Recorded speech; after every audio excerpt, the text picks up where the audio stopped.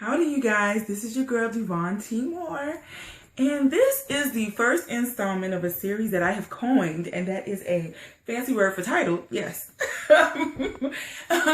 It's titled Things I Hate to Admit. Now, what sparked this is a series of conversations that I have had with my girlfriend. And in these conversations, she and I have expressed things that we probably would not express to, most people. We have also shared some of our life experiences, regrets, things, and just all kinds of things that have encompassed what has become our lives.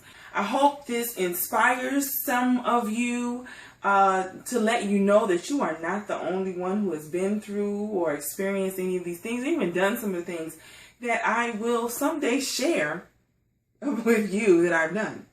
I am sure that I will probably kick myself for this one day, but for right now, this is what I have been led to do. So, installment 1. Hope you enjoy it. Yes. I have not always been the best mother.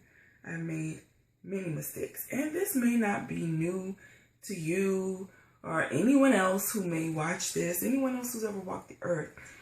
But the thing is, because I was a young mother. I have 2 children.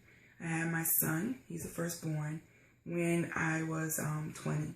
So I got pregnant at 19, had him when I was 20 years old. And so those were selfish years. Although I did want my son, I wanted my child, I had him for selfish reasons. One being that I wanted someone who would love me, and someone who I could love, who wouldn't hurt me, who would not abuse me, or that is so not the reason to have a child, okay? You have to be ready. You need to be mature. The first few years of his life, I was still trying to go out and party, do what I wanted to do. I was there, but I wasn't, if you can understand what that means. I was there, I was present physically, but mentally, emotionally, I was not always there. And then I also had scars from my own childhood that I didn't know at that time were affecting me in my own personal life outside of being a mom, but also as a mother. I grew up not knowing my own mother. And so my grandmother, my dad's mom, raised me. I don't even really know my mom's side of the family. Well, at that point, I didn't really know my mom's side of the family.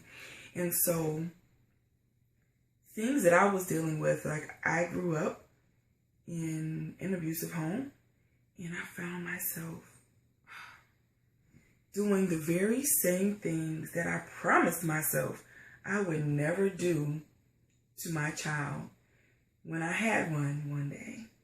I used to always say that, I'm never going to hit my child. I'm never going to punish him. I'm never going to spank him. Never going to yell. Never going to curse at them. I'm never going to do a whole lot of stuff that I ended up doing.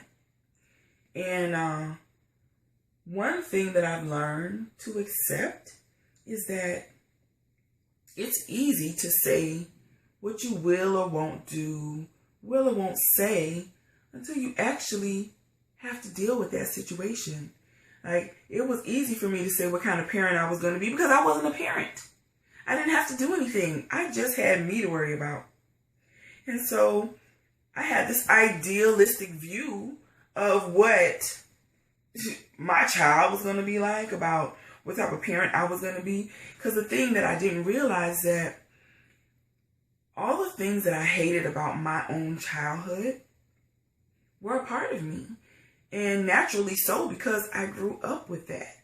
And that's anybody. I grew up abused. I grew up feeling unwanted. I grew up feeling neglected. I grew up feeling ugly.